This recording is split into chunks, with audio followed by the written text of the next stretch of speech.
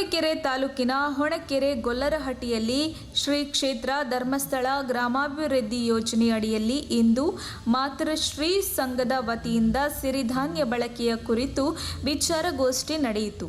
ಜ್ಞಾನ ವಿಕಾಸ ಕೇಂದ್ರದ ಅಧ್ಯಕ್ಷ ಜ್ಯೋತಿ, ಸಿರಿಧಾನ್ಯ ಮಾರುಕಟ್ಟೆ ಮುಖ್ಯಸ್ಥ ರಾಜೇಶ್, ತಾಲೂಕು ಯಾದವ ಸಂಘದ ಪ್ರಧಾನ ಕಾರ್ಯದರ್ಶಿ ಕೃಷ್ಣಸ್ವಾಮಿ, ಒಕ್ಕೂಟ ಅಧ್ಯಕ್ಷ ಭಾಗ್ಯರಥಮ್ಮ, ಸಪ್ತಗಿರಿ ವಿದ್ಯಾಸಂಸ್ಥೆ ಬೆಂಗಳೂರು ಶ್ರೀನಿವಾಸ್ ಮತ್ತು ಎಸ್ಡಿಎಂಸಿ ಅಧ್ಯಕ್ಷರಾದ ರಂಗಸ್ವಾಮಿ ಇವರು ವಿಚಾರಗೋಷ್ಠಿಯನ್ನು ಉದ್ಘಾಟನೆ ಮಾಡಿದರು.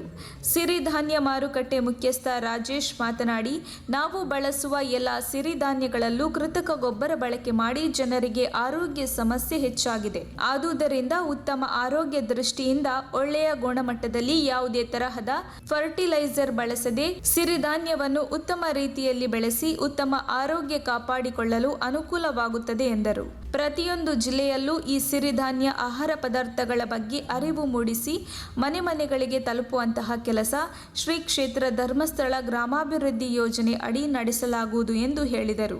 ಈ ಸಮಾರಂಭದಲ್ಲಿ ಶ್ರೀ ಕ್ಷೇತ್ರ ಧರ್ಮಸ್ಥಳ ಗ್ರಾಮಾಭಿವೃದ್ಧಿ ಯೋಜನೆಯ ತಾಲೂಕು ಸಮನ್ವಯ ಸಮಿತಿ ಅಧಿಕಾರಿ ಲಾವಣ್ಯ, ಸಂಪನ್ಮೂಲ ಅಧ್ಯಾಪಕರಾದ ತಿರುಮಲೇಗೌಡ, ಸೊರವನಹಳ್ಳಿ ವಲಯದ ಮೇಲ್ವಿಚಾರಕರಾದ ಶ್ರೀಕಾಂತ್, ಆಂತರಿಕ ಲೆಕ್ಕ ಪರಿಶೋಧಕ ಗೋವರ್ಧನ್, ಕಾರ್ಯದರ್ಶಿ ಬಾಲಕೃಷ್ಣ, ಸೇವಾ ಪ್ರತಿನಿಧಿಯಾದ ಸುಧಾ, ಮಂಜುಳಾ, ಶಶಿರೇಖಾ ಸೇರಿದಂತೆ ಮಾತೃಶ್ರೀ ಸಂಘದ ಎಲ್ಲ ಪದಾಧಿಕಾರಿಗಳು, ಊರಿನ ಗ್ರಾಮಸ್ಥರು ಈ ಕಾರ್ಯಕ್ರಮದಲ್ಲಿ ಉಪಸ್ಥಿತರಿದ್ದರು.